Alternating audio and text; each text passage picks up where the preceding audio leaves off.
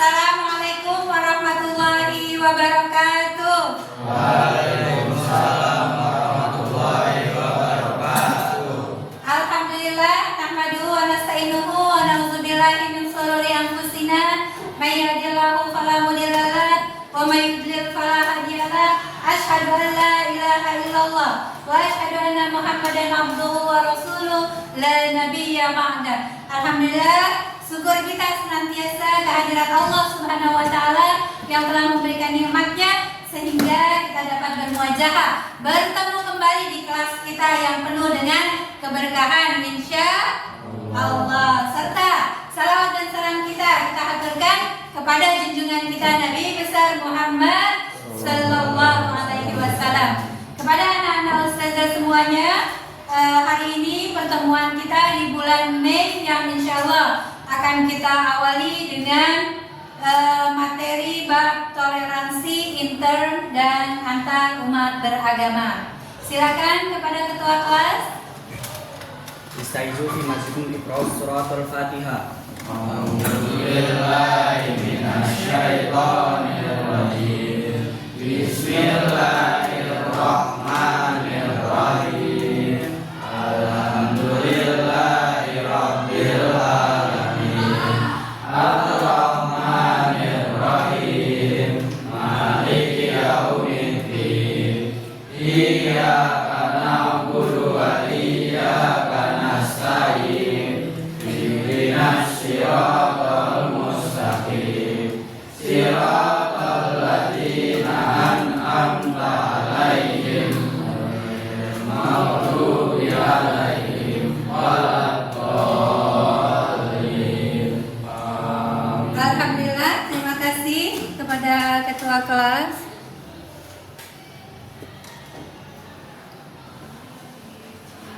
Berikutnya adalah kita masuk ke dalam materi bab toleransi. Seperti yang sudah bahwasannya kita sudah memiliki kelompok dan kelompok itu hanya kita tukar-tukar saja. Kelompok 1 pada minggu ini, pada pekan ini adalah grupnya Atira, dan kelompok 2 adalah grupnya Tasya. Kelompok 3 grupnya Nazri, dan kelompok 4 adalah grupnya Fatih. Sudah paham anak-anak saya semua? Dengan kelompoknya semuanya pada pekan ini? Alhamdulillah. Dan materi pada pekan ini Ustazah ingin menyampaikan mengenai kisah toleransi di balik pembangunan Masjid Istiqlal. Ada yang sudah pernah ke Masjid Istiqlal? Belum? Ada yang sudah, ada yang belum. Alhamdulillah, nanti yang belum bisa jalan-jalan weekend ya kita ke Masjid Istiqlal. Yang sama-sama kita ketahui bahwasanya Masjid Istiqlal itu berdampingan dengan gereja katedral. Di mana? Di Jakarta gitu ya. Masjid Istiqlal itu memiliki kisah toleransi di balik pembangunannya. Kemudian Masjid Istiqlal merupakan cita-cita Bung Karno dan umat Islam setelah kemerdekaan. Saat itu Bung Karno menginginkan sebuah tempat ibadah yang berfungsi sebagai ruang dakwah, kemudian sebagai ruang musyawarah, pendidikan, dan kesejahteraan masyarakat, hingga tercetuslah ide membangun masjid yang begitu besar, yaitu Masjid Istiqlal yang berada di Jakarta. Dan sebelum itu terjadi, dibuatlah sayembara desain Masjid Istiqlal, yaitu pada tahun 1955. Pada tahun berapa? 1955 itu terjadi apa? Sayembara desain Masjid Istiqlal. Kemudian pemenang sayembara tersebut adalah Frederick Silaban. Namanya siapa? Ya, orang arsitek yang beragama Protestan. Kemudian Bung Karno menyematkan julukan kepada beliau, orang Protestan tadi yang bernama Frederick Silaban, dengan By the Grace of the God. Apa? By the Grace of the God, yang artinya dengan rahmat Tuhan, dengan rahmat Allah. Kalau kita biasa ngomong ya, pada siapa? Pada Frederick Silaban. Silaban juga kerap disebut sebagai arsitek pengukir sejarah. Yang mana arsitek pengukir sejarah toleransi di Indonesia. Yang mana kita sama-sama ketahui masjid itu tempat ibadahnya umat Islam. Namun yang membuat atau yang mendesain masjidnya adalah orang Protestan. Kemudian lokasi Masjid Istiqlal berdampingan juga dengan gereja katedral, juga menyimbolkan keberagaman. Awalnya Bung Karno pun mengusulkan agar Masjid Istiqlal dibangun di kawasan Tamrin. Awalnya seperti itu. Alasannya mengapa? Karena banyak umat Islam tinggal di daerah tersebut. Namun Bung Karno memiliki pertimbangan lain. Akhirnya beliau memilih di bekas Taman Wilhelmina yang atau bersebelahan dengan dengan gereja katedral. Jadi di situ benar-benar kelihatan ya apa namanya keberagamannya. Dan seperti sama-sama kita ketahui, pada masa Indonesia sedang ada demonstrasi ya, di Jakarta itu kan sering sekali terjadi demonstrasi sehingga menyebabkan kemacetan, ya kan? Dan di situ pada saat itu terjadi demonstrasi tentang kejadian 212. Ada yang pernah ingat itu? Ya kan ramai itu ya, mengenai 212 yang mana kita mendukung Palestina untuk itu, sehingga para ulama, habaib dan orang muslim sebagian besar datang ke kawasan tersebut. Dan pada saat itu juga pastinya terjadi kemacetan dan lain sebagainya. Bertepatan juga ada orang Nasrani yang sedang melakukan pernikahan. Pernah dengar? Itu ada orang Nasrani sedang sedang melakukan pernikahan, sehingga umat muslim yang sedang melakukan unjuk rasanya pada saat itu langsung memberi jalan. Untuk siapa? Untuk umat Nasrani yang ingin menuju gereja katedral itu. Dengan sampai ke gereja tersebut, para pengantin dan iring-iringannya dengan selamat, dengan bahagia, dan tentunya sudah sah menjadi suami istri. Di situ jelas ya terlihat bahwasanya toleransi antara umat beragama itu sangat baik. Wabil khusus antara umat Nasrani dengan umat Islam. Tidak ada pertikaian, tidak ada perdebatan, tidak ada kesalahpahaman, tapi justru saling membantu ya. Walaupun di sini ada kepentingan umat Islam, konsentrasinya di Masjid Istiqlal, namun untuk kepentingan umat Nasrani pun tidak diganggu, tetap bisa melakukan seremoni dengan khidmat perayaan atau pernikahan umat Nasrani tersebut.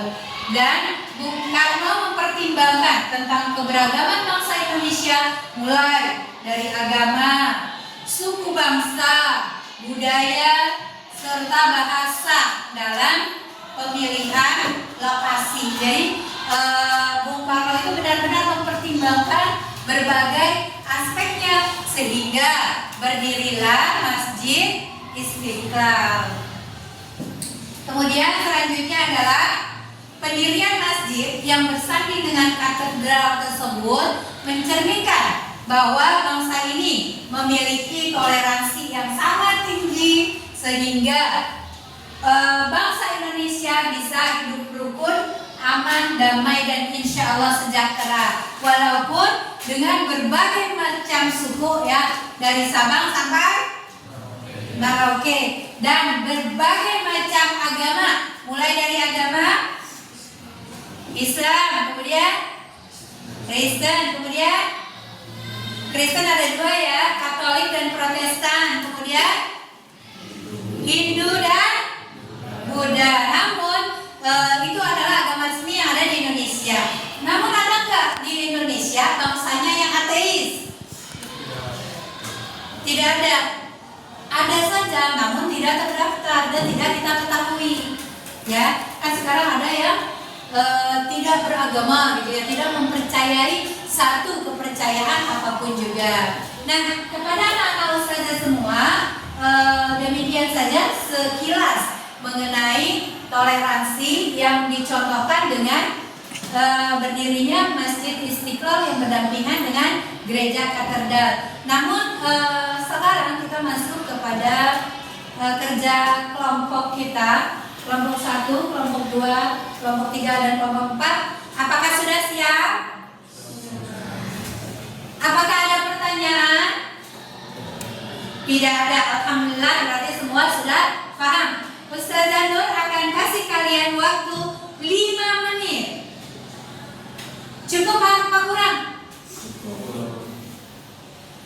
Cukup apa kurang? Kurang. Baik, Ustazah Nur tambah. Kita akan 15 menit kerja kelompok membuat pantun mengenai toleransi. Pantunnya 4 baris saja. Ada yang mau ditanyakan? Ya, baik, terima kasih. Silakan kalian bekerja, berdiskusi bersama kelompoknya. Ustazah Nur tunggu hingga kalian siap. Ya, sudah 15 menit berlalu. Sudah siap semuanya? Siap. Alhamdulillah. Kelompok 1 silakan mempresentasikan atau membacakan hasil karyanya. Saya Najla dari kelompok 1. Saya akan membacakan pantun hasil diskusi kami.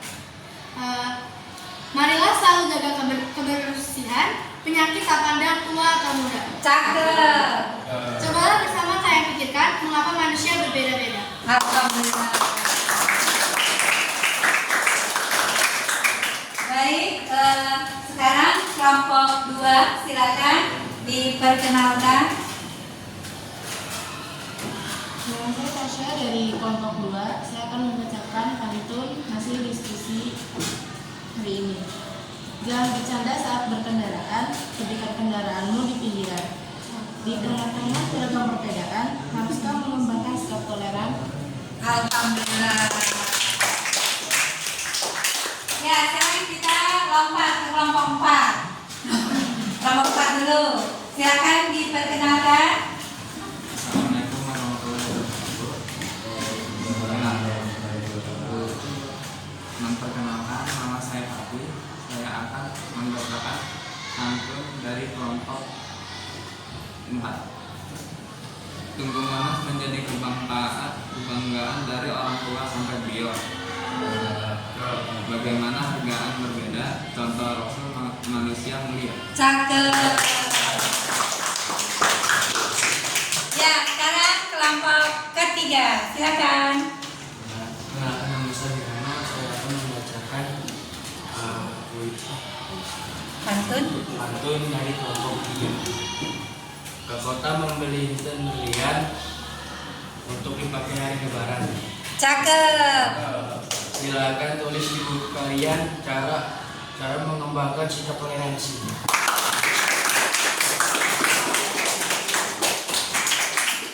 Alhamdulillah, gimana? Sudah puas dengan hasil kerja kelompoknya masing-masing? Tadi yang kalian sampaikan adalah pantun-pantun mengenai toleransi. Pantun kita berapa baris? 4 baris, ya. Dan sekarang kita sudah melakukan hasil kerja kelompok. Selanjutnya adalah kita akan memasuki bab penilaian. Tolong laptopnya dibuka. Kita ke asesmen dulu ya. Karena materi mengenai toleransi intern dan antar umat beragama. Kemudian kita masuk ke bab asesmen yang mana semuanya sudah Ustazah sharekan kode masuk ke dalam kuisis. Di situ ketika kalian sudah buka, sudah terbuka semua? Sudah, alhamdulillah. Ada 10 soal ya, betul? Ada 10 soal, waktunya 10 menit. Oke, kita mulai pengerjaan dari sekarang.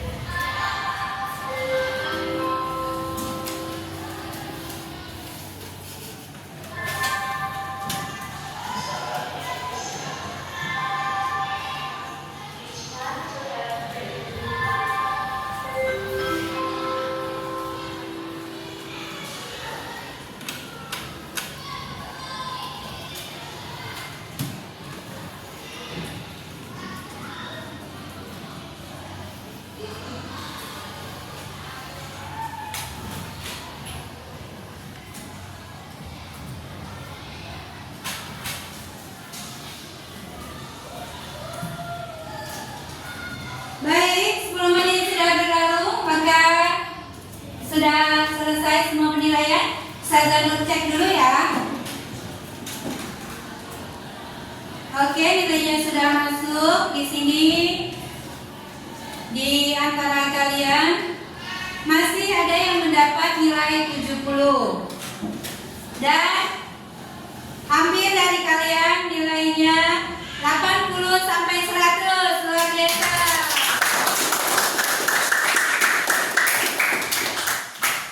Nanti untuk yang 70 akan dilakukan pemantapan materi ya, bahwasanya toleransi beragama itu sangatlah mudah, tinggal lebih dipahami aja. Dan kita masuk ke dalam refleksi. Dan Ustazah minta kepada tiap-tiap kelompok, kepada tiap-tiap kalian untuk melakukan refleksinya minimal 1 poin. Minimal 1 poin refleksi yang mana nanti akan kita gabungkan menjadi keseluruhan.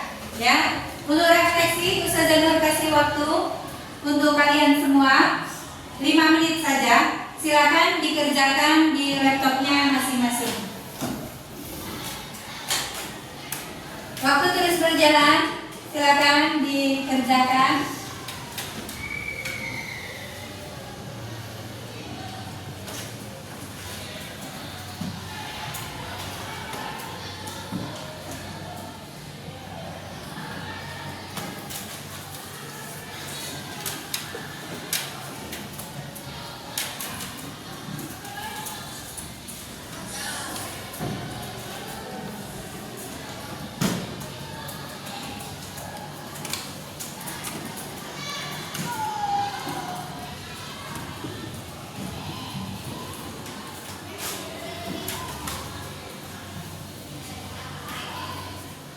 Baik, sudah 5 menit berjalan.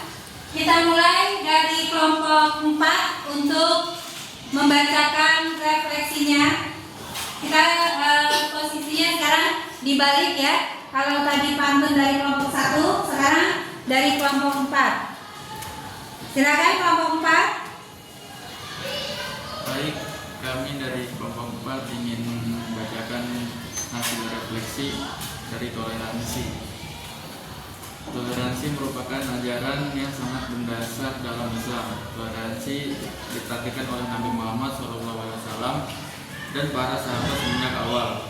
Banyak praktik toleransi yang bisa kalian pelajari pada masa itu. Toleransi juga dipraktikkan pada masa-masa setelah Rasulullah SAW, yaitu pada Islam berkembang ke sebagai penjuru dunia melalui para penguasa Islam di setiap zamannya. Terima kasih. Terima kasih kelompok 4. Kelompok 3. Selanjutnya kelompok 3. Silakan. Baik, kami dari kelompok 3 akan membacakan tentang Hasil refleksinya. hasil refleksinya. Bangsa Indonesia adalah bangsa yang jumlah pemeluk Islam terbesar di dunia. Ada keragaman yang di tengah jumlah pemeluk Islamnya yang sangat besar itu. Umat Islam Indonesia mengekspresikan keislamannya dengan cara yang berbeda. Ada yang kemajukan yang sangat kompleks, mulai dari keragamannya, budaya, organisasi, sosial sampai keragaman politik. Di tengah keragaman yang sangat kompleks ini perlu dikembangkan sikap toleran di antara umat Islam. Ya, tepuk tangannya mana? Terima kasih kelompok 3. Jadi tadi refleksi dari kelompok 3 adalah mengenai toleransi yang sangat beragam antar umat beragama, bahwasanya bangsa Indonesia adalah bangsa dengan jumlah pemeluk Islam terbesar di dunia. Luar biasa. Kelompok 2, silakan dibacakan hasil refleksinya. Hasil refleksi dari kelompok 2 adalah sikap toleran dalam kehidupan beragama akan dapat terwujud apabila ada kebebasan dalam masyarakat untuk memeluk agama sesuai dengan keyakinannya. Prinsip kebebasan beragama sangat dianjurkan dalam ajaran agama Islam. Islam melarang secara tegas untuk melakukan pemaksaan agama terhadap orang lain. Tepuk tangannya untuk kelompok 2 berkonsentrasi tentang tidak boleh memaksakan kehendak pribadi terhadap masyarakat pada umumnya. Kalau kepercayaan kita adalah agama Islam, maka kita tidak boleh memaksakan kepercayaan kita kepada agama yang lainnya. Luar biasa ya, bagus sekali refleksi dari kelompok 2. Yang terakhir adalah refleksi dari kelompok 1. Silakan. Hasil refleksi dari kelompok 1 adalah toleransi merupakan sikap menghormati orang lain atas pelaksanaan hak-haknya. Toleransi mengarahkan kepada sikap terbuka dan mengakui adanya perbedaan, baik suku, agama, ras, maupun antar golongan, sara. Toleransi mengajarkan bahwa setiap orang dalam berbagai perbedaan itu memiliki hak yang harus dihormati. Selain hak untuk dihormati, setiap orang juga memiliki hak untuk menjalankan keyakinannya dalam perbedaan masing-masing. Ya, terima kasih. Tepuk tangannya untuk kelompok 1.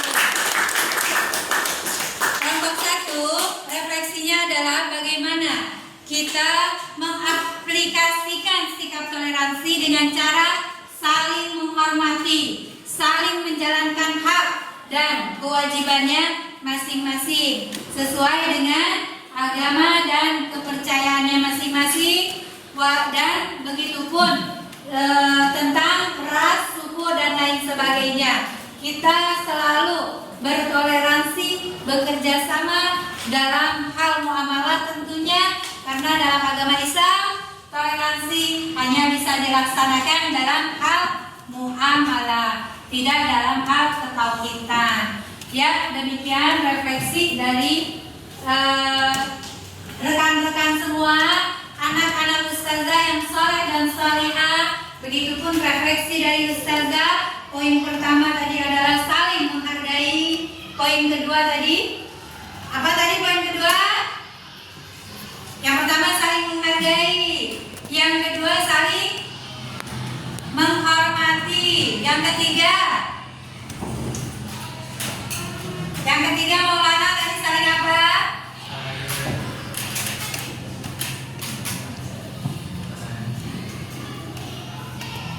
Saling toleransi itu adalah babnya toleransi. Yang ketiga tadi apa? Rangkumannya? Ya, apa Maulana? Nazreh bisa dibantu. Yang ketiga apa? Saling menghargai dalam beragama. Yang keempat?